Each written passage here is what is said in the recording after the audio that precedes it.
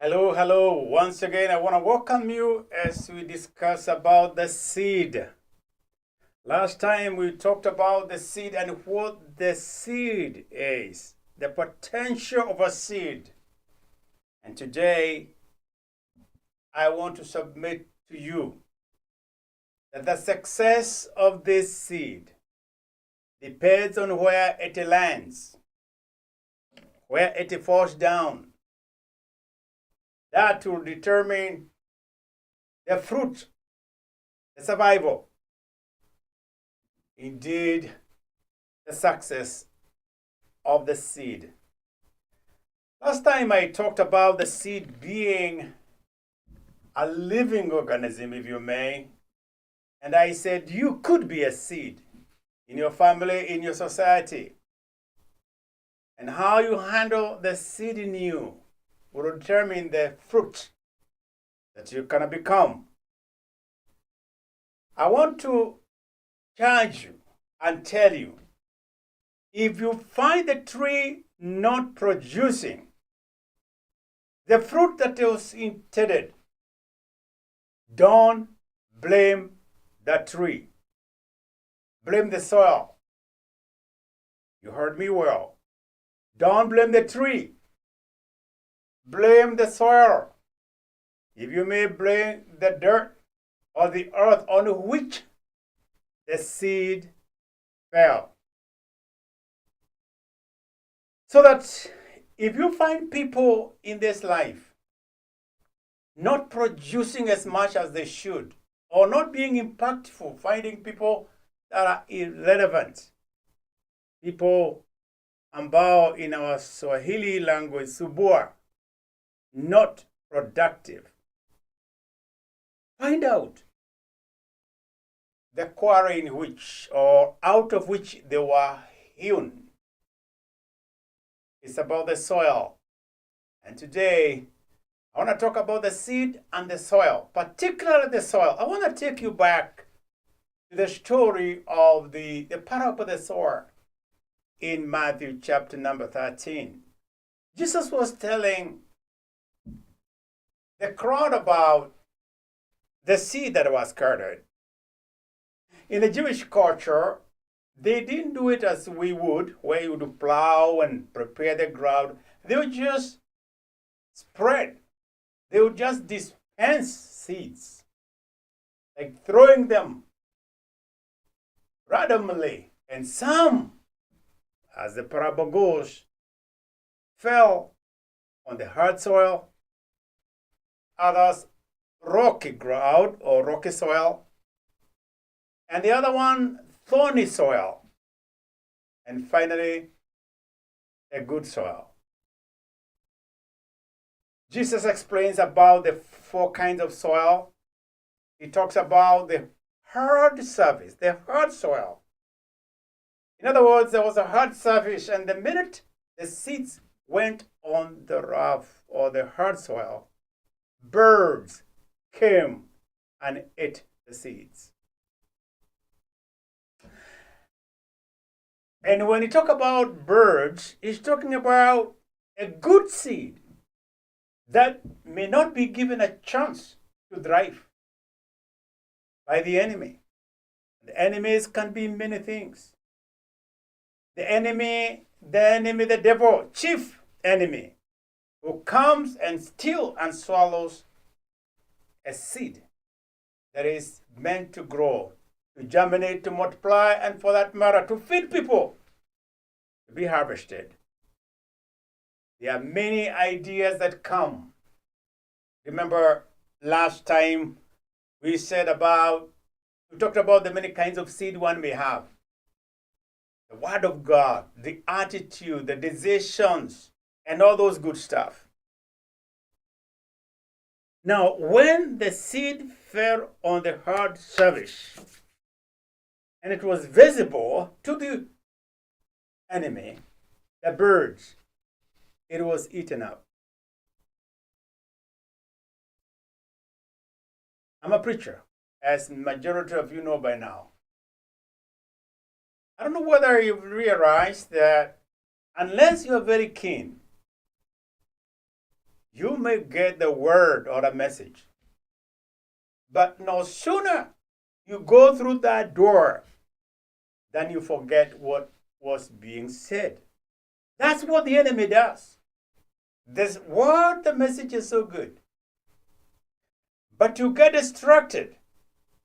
And somebody asks you, what was preached today? What did so and so say? And it's like it has evaporated. I was a teacher too for many years. I am still a teacher. And I remember, actually, let me take it the other way around. I was a student, much as I've been a teacher all through. But I remember a time when the teacher would teach, and to some point, the teacher would say something, and I would get distracted. And I would get carried away until I wake up and realize I'm in class, and I'm like, oh my goodness, my mind shifted. It is like the enemy had taken away my thought process. So, the first soil was on our hard surface. And then there was the rocky soil. The seed fell in a rocky place, and so the seed would struggle to look for the earth, for the soil under the rock. These are the shallow people, where the seed has shallow soil. And when you're shallow, remember, you get carried away so quickly. That's why sometimes you hear a message, it doesn't sink deep enough. It doesn't resonate. And most likely, you get carried away when you are not well rooted. And that's where sometimes you find that if there are commotion, let's say there is something that has come up, these people are swept away so quickly by the wave. Watch at your family level, church level, school level, or even a society. A little crisis comes, and a good number of people are swept away because they are not well grounded. They run away so quickly, they cannot withstand a crisis. They are skin deep, shallow. If they are frightened, they are worried. If you're not grounded well, you are that kind of a second soil. Rocky. The roots are not well grounded. And therefore, you can easily be swept away by some distraction. Somebody will come and tell you things and you buy into it. And we have so many people who just follow the wind without even knowing why they follow others. Shallowness. Shallow. The third one is thorny. When you have a seed falling on the thorny, they are choked by thorns. The world is full of pleasure and a lot of destruction. They get swallowed away because out there in the market, there are a lot of things going on.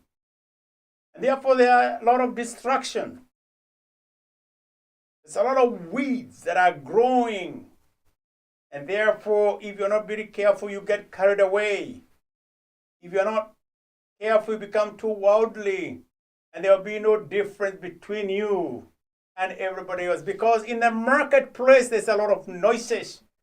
And therefore, you, as a seed, if you fall into or on thorny bushes, you get carried away and you can be choked. And then the fourth one is a good one. The seed that fell on fertile soil, good soil. They're well rooted, they thrived well. These are the biblical context of this good soil that Jesus talked about. Let me come home and think about seeds in a practical sense, other influences that we have in the world. What kind of a seed are you? Do you know you could be a very good seed? Maybe when you are born, maybe as you grow up, until you get into a certain environment. We are a product of culture, much as we are a product of our genetics. And as I said at the beginning, the success of the seed depends on the ground on which it falls. Think about where you are nurtured. Nature decides who you are. If you belong to a family that believed in a certain way, you become like them. If you believe in certain values, you are enculturated into a certain way of life, you become that. Right? We are a product of our culture. And culture is simply the way of life. The way you talk, the way you dress, your worldview, your beliefs, your values, your morals, all that combined together. They decide who you become. It is not the tree, remember, but the soil. Have you heard people say you are what you eat? Because what you eat makes you. And therefore, it is very important to think about this seed. You may be a very nice seed, but your environment dictates what you become. Here at Kenyan American Community Church, we hold annual cultural festivals. And for some times, we train our children to say poems in our Swahili language as a way of keeping our culture afloat. And as they were narrating those poems as they were given, these kids who were actually born in the US would pronounce certain Swahili words in a certain way. And through their accent, the way they pronounce words, you could tell who the teacher was. Because you feel you hear them saying certain words, and you're like, that's not the standard way. And you're like, who was their teacher? Because they followed the teacher. They pronounce as the teacher did. That's why when people find you talking in a certain way, they ask you, where are you from? I love your accent. Quickly, you may say, I'm from Africa. But if you are a fellow African asking that question, you would ask, which part of Africa? Because we don't pronounce things the same. Not only that, even in an individual country like you're from Kenya, there are certain ways we'll talk, and I will for sure know, mostly, not all the time, I mostly like to tell you, are you from Western Kenya? Are you from Central? Are you from Eastern? Are you from this place? Because you talk, your enculturation, your socialization is going to betray you. So this seed, where it lands, it becomes, in terms of attitude, in terms of your resilience, all those things will determine a lot who you become. It is not the tree, it is the soil. And I'll even talk about your heart as well. Let me go back and become a little bit spiritual. When you hear a word, where does it land? What kind of a heart do you have? What is in your heart? When you hear a good word, where does it land? What is the state of your mind? Because that's a kind of a soil. Because if you have a certain heart or mind that is not receptive, it will determine how this seed is going to thrive in you. Families make us who we are. We have a Swahili saying, mtoto mleavyo ndivyo akuavyo. The way you bring out a child, that child becomes. That's why if you are mannerless and you have no ethics, we ask you, who is your mother? By the way, when you say mother, mother represents culture. Who is your mother who didn't teach you manners? We like to know where you grew up. Is that the way you talk in your family? And there are those of us who say certain things and it doesn't bother them because that's how they know. That's how they've talked. That's their mannerism. That's their values. That's who they are. So next time you see somebody behaving in a certain way, remember, don't blame the tree. Blame the soil. Have you heard what they say? If it looks like a dirt, seems like a dirt, quacks like duck, mostly a dirt. So, the seed could be nice. But where did it grow? What is your society? What are the values of your society? Next time you hear somebody asking you, oh, you look so good-mannered. You got values. Where did you grow up? The opposite is true. Who is that guy? Why does he talk the way he does? Why does he behave the way he does? Before you even blame me, ask about the soil. It must have started somewhere. The environment dictates who you are and what you can become. Actually, let me even say it in a different way. This seed may not maximize its potential if the environment does not trigger it. If you're growing in an environment that does not cherish this seed enough, the best cannot come out of you. And therefore, check about the environment in which you grow. That is even why we say, if you have a good seed and you don't want to be corrupted by the weeds so that you don't know that the weeds and the good fruit, associate yourself with good environment that will go alongside your goals.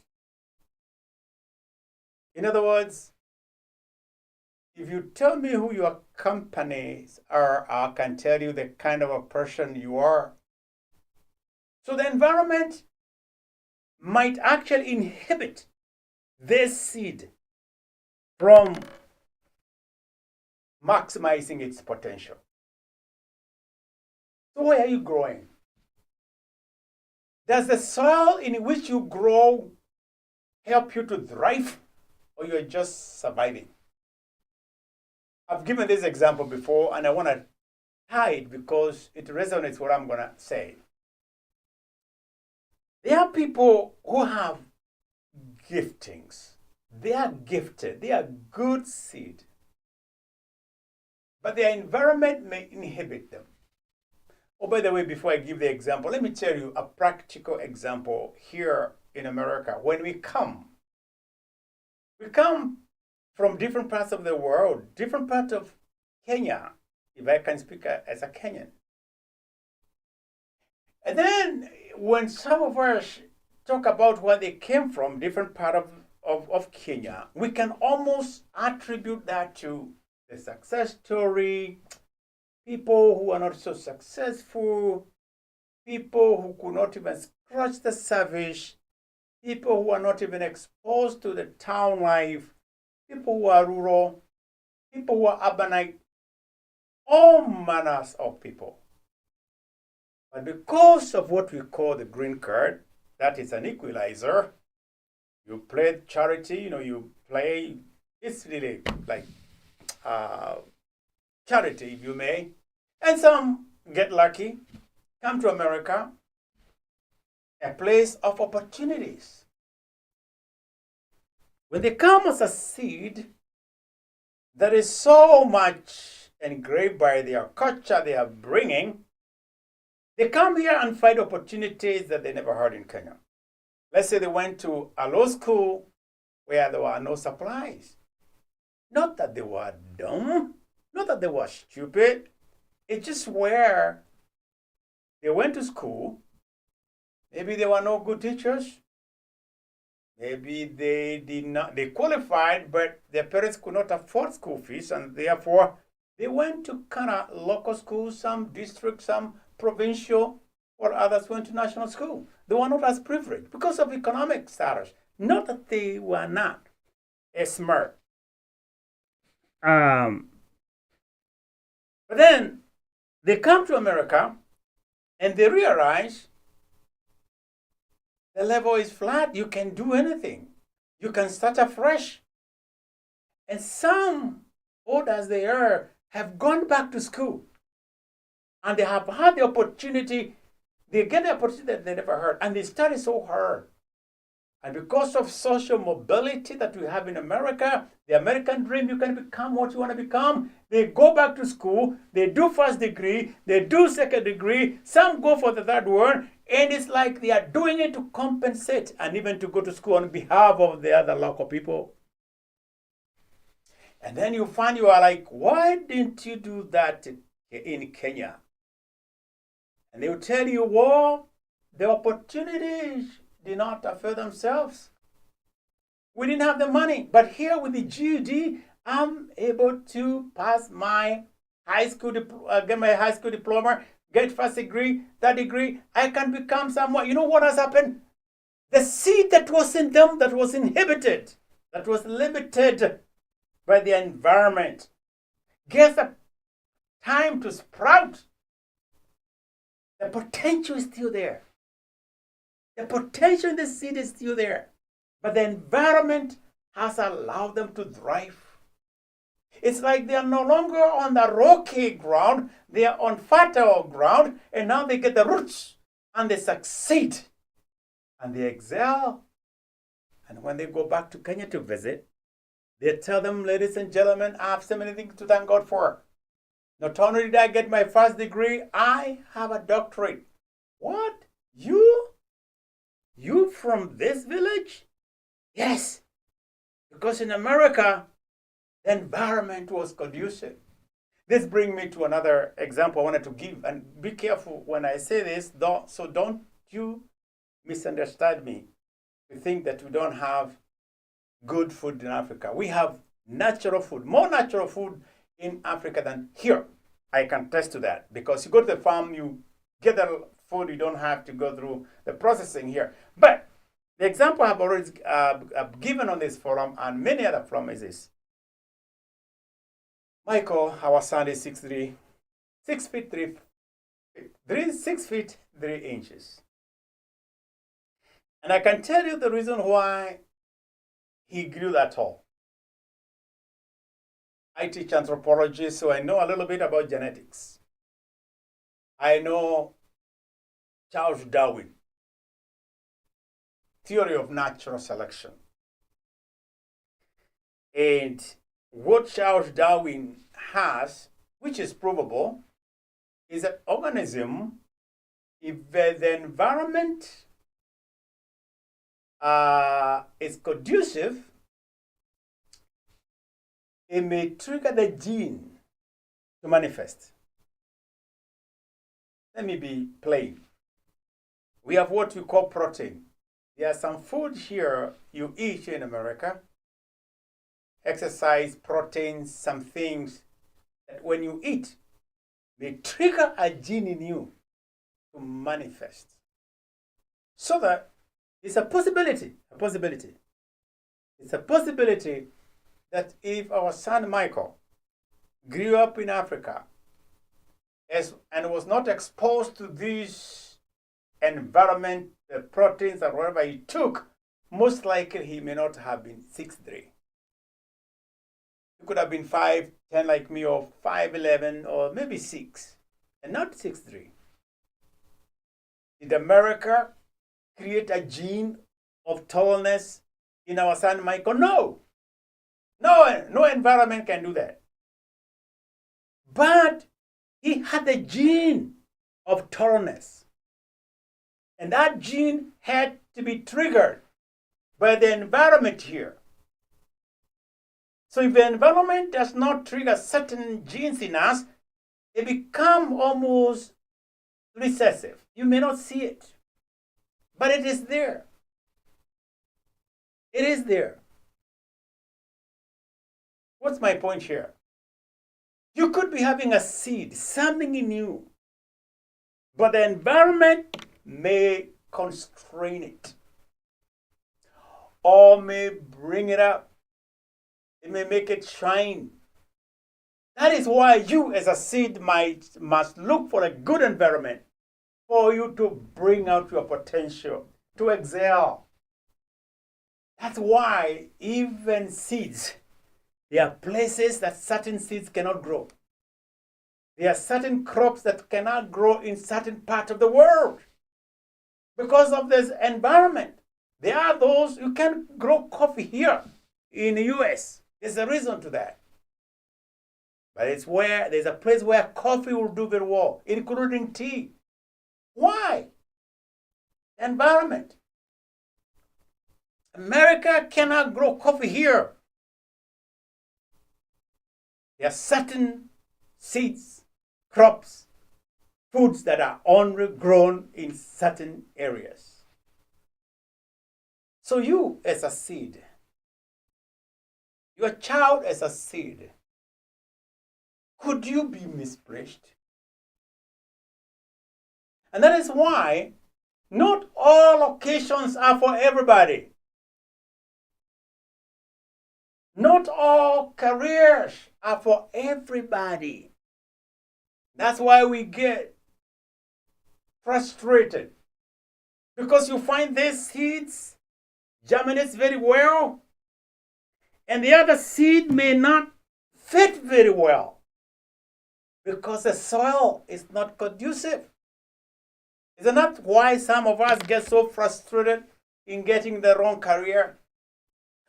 If you may, even compatibility of people. Oh yes. I don't want to call people soil. I don't want to call people earth or dirt. But there are people who are not compatible. By the way, even in science, there was a time here in America, Georgia, they would ask you they would require you to have you tested blood because they would tell you if both of you marry and you want to get children, those children may come with problem because you're not compatible in terms of blood group. So think about you as a seed. Telling you there are people who should not be in the teaching profession. People who should not be in the pastoral profession. People who should not be even politicians. You wonder, why are they there? Don't blame the tree. Blame the soil. So going back to this seed. Last time we talked about what kind of a seed. Today we are talking about the dirt. The surface on which this seed falls determines the kind of a tree you're going to become. Look at your potential. Why are you not thriving? Why do others do better than you? Why do you do better than other people? Why do people have to migrate from north, coming south during winter? They call Florida northern state in the south because it belongs to people from the north. Because the weather tells them you can't survive. You need to shift. Otherwise, nature will decide who's going to survive and who's going to die. This seed has the potential. But which ground have you put it on? Next time, we're going to be talking about seasons and when you need to plant. Because timing also is very important. There are seasons when you're supposed to plant. That's why God gave us seasons: spring, autumn, fall, winter. Timing also is very important, my friend. And I'm going to tell you stories of when things work and when they don't work. Because timing is everything. There is time for everything. When do you sow? When do you plant? When do you seed? When do you put this seed on the ground? This seed has a lot to teach us in life. As I said the other day, you are a seed, I am a seed. And today I have demonstrated that where this seed lands, the soil on which it will grow will determine the kind of fruit this seed will produce. You may have a very good seed, very nice seed, very nice child, very nice person. But what's the environment? What is the ground? What is the soil? Join me in part 3 of this series of the seed. God bless you.